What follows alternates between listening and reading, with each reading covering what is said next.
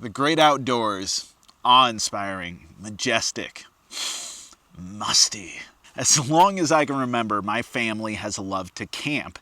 And sure, you can appreciate the outdoors by going on day trips, but there's a sort of untouched world that only exists when you fully commit to the elements, which is exactly what Keymaster Games tries to capture in their new expansion to parks, Nightfall. A slight expansion, Nightfall has 4 major features. First, and mechanically least of which, but in some cases most important, are 4 new critters. This expansion has a bunny. A rad bunny. For many of you, that's all you need to know, but let's cover the rest just in case. Of the remaining 3 features, the most conceptually familiar is a new set of parks to shuffle straight into the deck. Covering the remaining national parks, these showcase artwork every bit as good as the originals, but also include new instant rewards taken upon completion of the park. Many of these also have generic resource costs, which, if playing with the recommended variant, which I too recommend, wildlife resources count as double towards generic costs. These make for some interesting new choices, are a cinch to integrate, and thematically they complete your national parks trading card collection. The final 2 features are the replacement year cards and the new camp locations. The former is actually my favorite part of the expansion.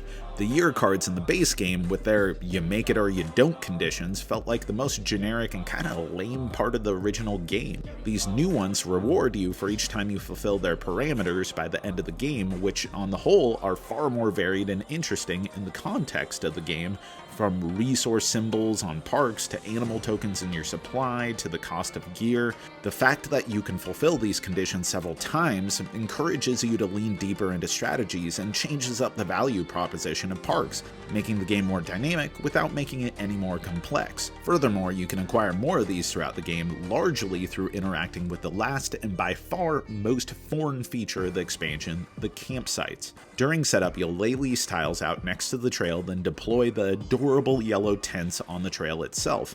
When a player visits a location with a tent, instead of visiting the location as normal, they can take the tent and put it on any unvisited campsite, performing its action instead.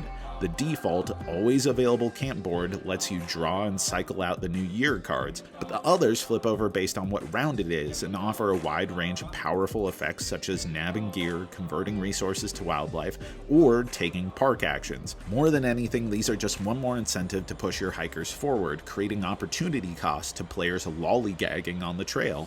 It's a real subtle but really smart system to sneak in tension while doubling down on the outdoorsy theme.